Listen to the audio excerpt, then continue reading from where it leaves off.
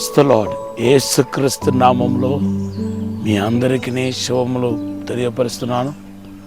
Morning మన్నా అనే ఈ కార్యక్రమం ద్వారా మీరు అనేక మంది దీవించబడుతున్నారని, విడుదల పొందుకుంటున్నారని, అద్భుతాలు ఆశ్చర్యకారాలు పొందుకుంటున్నారని విని నేను దేవునికి కృతజ్ఞతాస్తుతులు చెల్లిస్తున్నాను. మీరు క్షేమంగా ఉండాలన్నది మాకు కావాల్సింది. మీరు ఎప్పుడు సంతోషంగా ఉండాలని దేవునికి ప్రతిరోజు ప్రార్థన చేస్తున్నాను. కాబట్టి మీకు ఏమైనా ప్రార్థన వసతులు ఉంటే మాకు తెలియపరచండి. మన యొక్క మార్నింగ్ మన్నా అనే కార్యక్రమాన్ని అనేకులకు పరిచయం చేయండి. దయచేసి యూట్యూబ్ ఛానల్ సబ్స్క్రైబ్ చేయకపోతే సబ్స్క్రైబ్ చేయండి, అనేకుల్ని సబ్స్క్రైబ్ చేయించండి. దేవుడు మీ కుటుంబాన్ని మిమ్మలను ఆశీర్వదించి దీవించిన గాక. దేవుని బిడ్డలారా, ప్రభు రాకడ అతి సమీపంగా ఉన్న ఈ దినాల్లో మీరు రాకడ కొరకు సిద్ధపడాలని దేవుడు కోరుకుంటున్నాడు. మీరు ఇంకా వచ్చుచున్నవాడు ఆలస్యం చేయకుండా వచ్చునని పరిశుద్ధ గ్రంథంలో రాయబడి ఉంది. కొంచెమంది ఇంకా నిలువచ్చని స్థితిలోనే ఉన్నారు.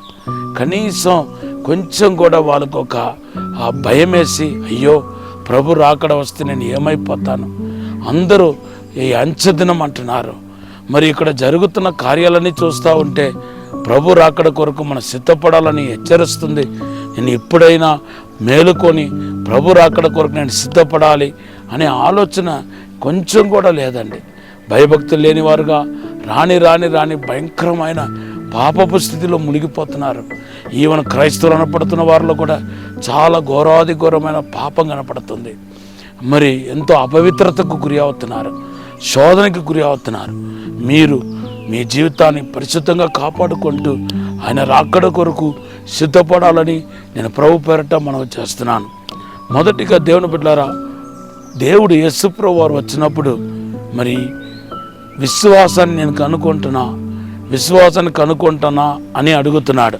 లూకాసు వార్త 18:8 అంటున్నాడు, మనుష్య కుమారుడు వచ్చినప్పుడు విశ్వాసాన్ని కనుగొనునా అని అడుగుతున్నాడు. అవును, మీ విశ్వాసాన్ని మీరు కాపాడుకోండి. ఇదే మొదటిగా మీరు చేయాల్సిన పని.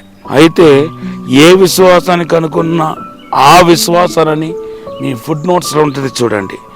అవును, యేసు ప్రభు వారు సొమ్మసిల్లకుండా ప్రార్థన చేసే విశ్వాసపు జీవితాన్ని గురించి ఆ లూకాసు వార్త 18 మొదటి 7 వచనంలో మాట్లాడుకుంటూ వస్తూ ఇప్పుడు అంటున్నాడు 8వ వచనంలో, ఆ విశ్వాసాన్ని కనుగొనునా.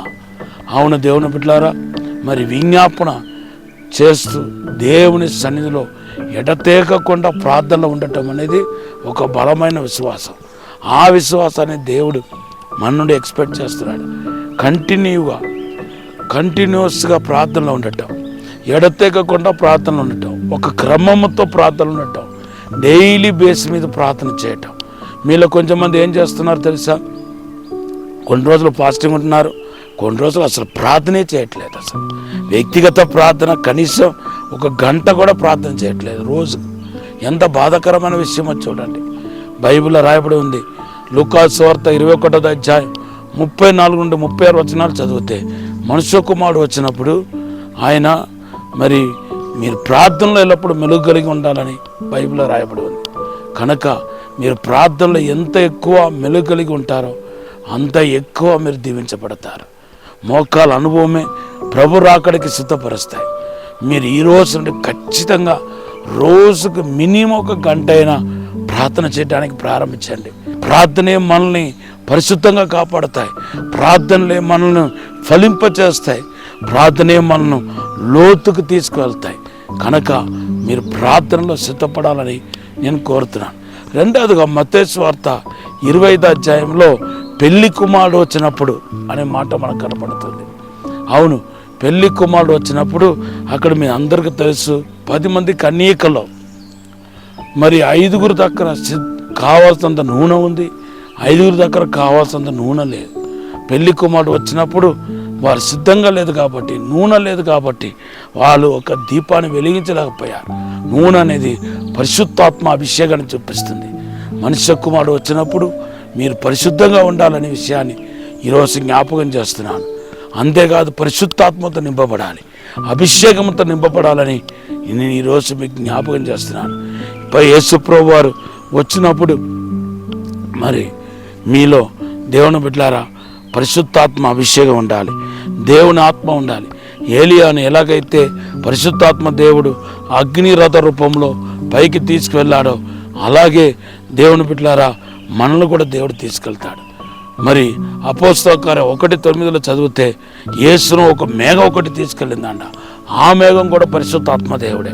మనం అంచెదినంలో జీవించిన మనలను కళ్ళు రెప్పపాట్ల రూపాంతరపరిచి ఆ కడపురంలో కానీ దేవుని దగ్గరికి తీసుకెళ్ళేది, యేసు ప్రభు దగ్గరికి తీసుకెళ్ళేది పరిశుద్ధాత్మ దేవుడు. ఈరోజు ఆ పరిశుద్ధాత్మ చేత నింపబడాలని, అభిషేకించబడాలని ప్రార్థన చేస్తున్నాను. ఇప్పుడే మీకు చిన్న ప్రార్థన చేస్తాను. పరిశుద్ధము నమ్మకమైన పరలోక తండ్రి, ఇక్కడ ఉన్న ప్రభా ప్రతి ఒక్కరిని ఆశీర్వదించండి, పరిశుద్ధపరచండి ప్రభా. కృపా క్షేమంలో వెంట రావాలని ప్రార్థిస్తూ అసాధారణమైన అద్భుతమైన కార్యం జరిగించమని అడుగుతున్నాను. నీ రాకడ కొరకు సిద్ధపడే కృప దయచండి ప్రభా. అభిషేకించండి ప్రభా. దైవిక ప్రసన్న చేత నింపండి ప్రభా. మీరే దీవించమని యేసు నామములో అడిగి వేడుకుంటున్నాము తండ్రి. Amen. Have a blessed day. God bless you. ఈరోజు దేవుడు మనకిచ్చిన వాగ్దానం హెబ్రీ పత్రిక 6:14. God bless you.